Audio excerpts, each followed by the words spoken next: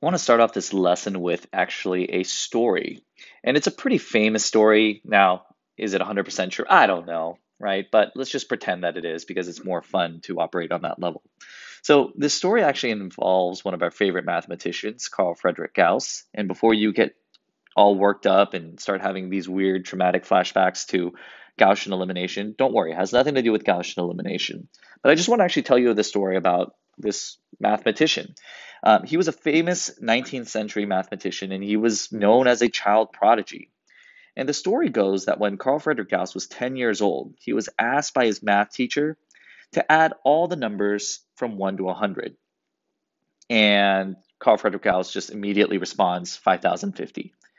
And the math teacher was astonished. And he asked Carl to explain to him how he did so quickly. Remember, this was before Google or just being able to, ask your iPhone or put things into a calculator.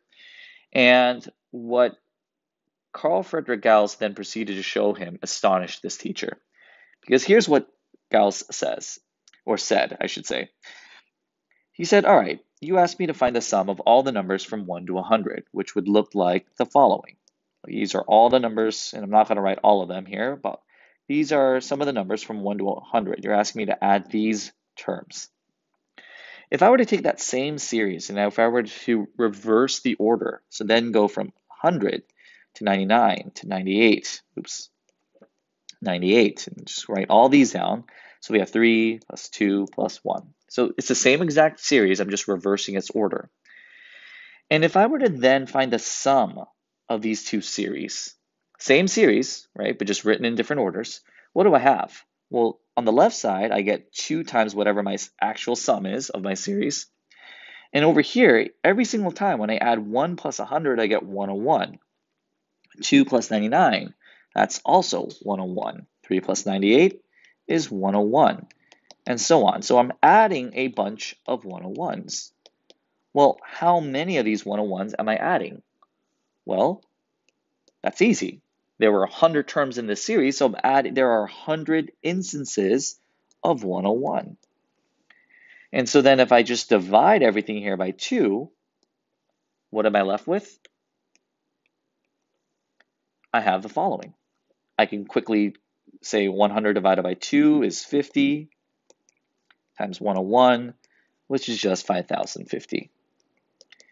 Now, this teacher was astonished not just because Carl Friedrich Gauss, at the age of 10, was able to come up with this value so quickly, but what he had proceeded to show here was exactly the nth term, or I should say the sum of a finite arithmetic series with n terms, or even a finite arithmetic sequence.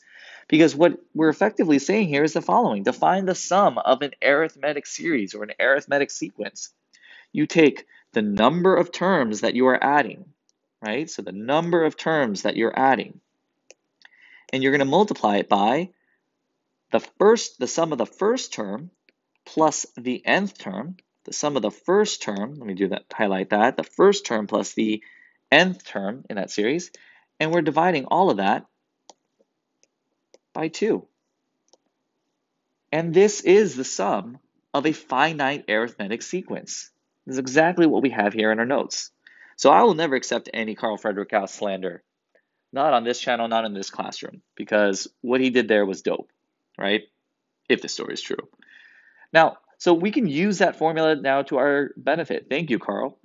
So we can then say, all right, the sum of any finite arithmetic sequence can be given as such, right? This is when we know what a sub n is. And when we don't know what a sub n is, if we don't know what a sub n is, we can just sub in the general term or the a sub n term for that. This would be a sub n. That's if we don't know what it is. So let's go ahead and let's try a couple of different practice problems using this, okay?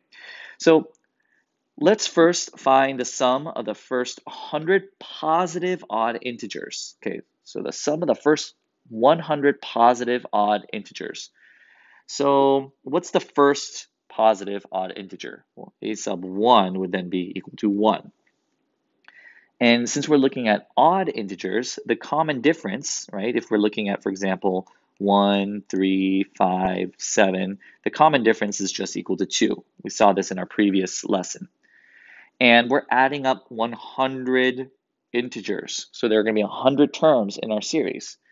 So the sum of the first 100 terms in our series would be the following. Our n value is 100 times.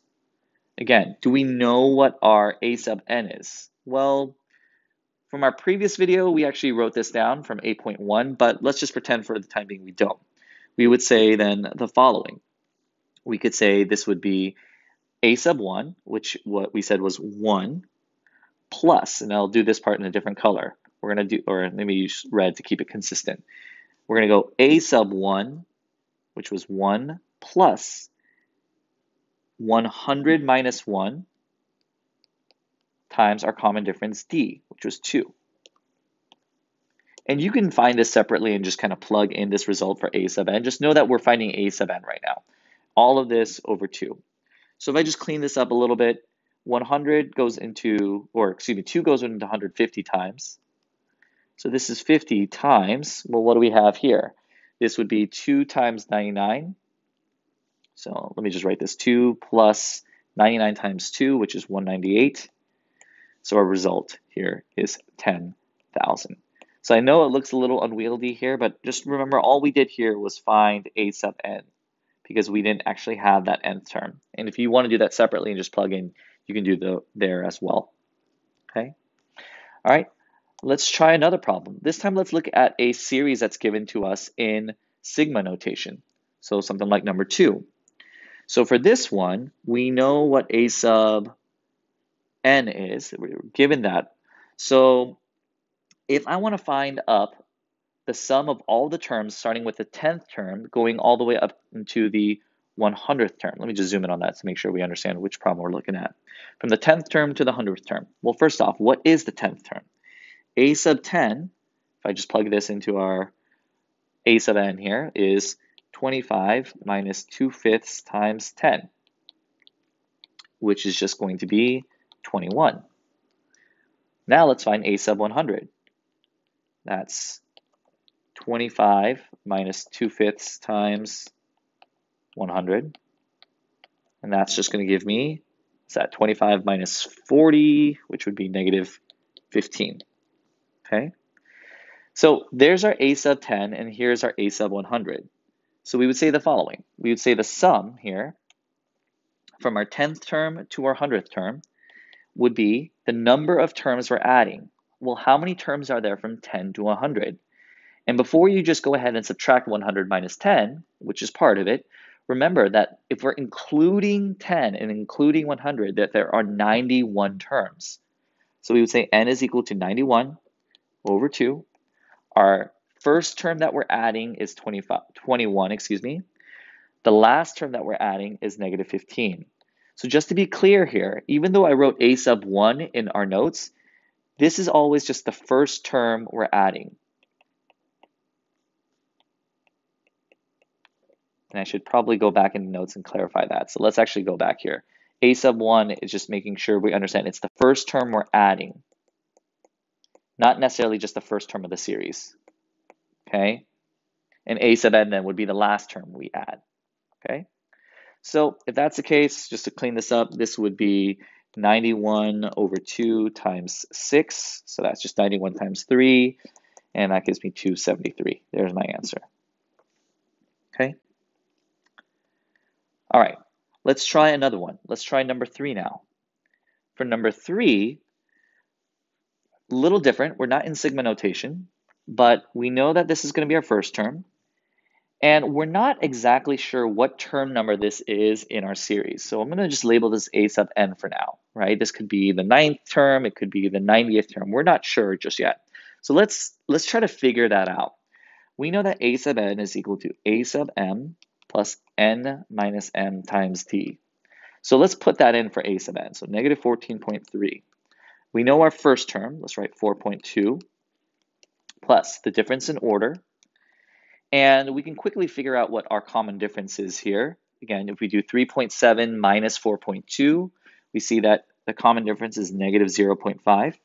So negative 0.5. And if I clean this up a little bit, what do we have? Let's see, subtract 4.2, so negative 18.5. is 0.5 times n minus 1, n minus 1, oops, n minus 1 on this side. And if I divide by negative 0.5, that's just doubling it, so that's positive 37. So n is equal to 38.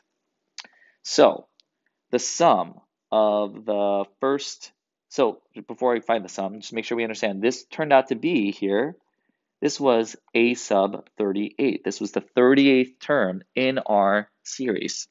So if we're finding the sum of the first 38 terms in our series, we're going to take 38, which is the number of terms we're adding, divide by 2, times the first term plus the last term in this case, and the 38th term, so negative 14.3.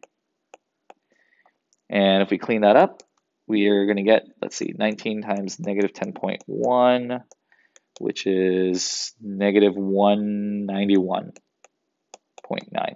There's our sum of our first 38 terms. Okay? So I encourage you to try something similar now for this example below and go ahead and check your solutions in Google Classroom.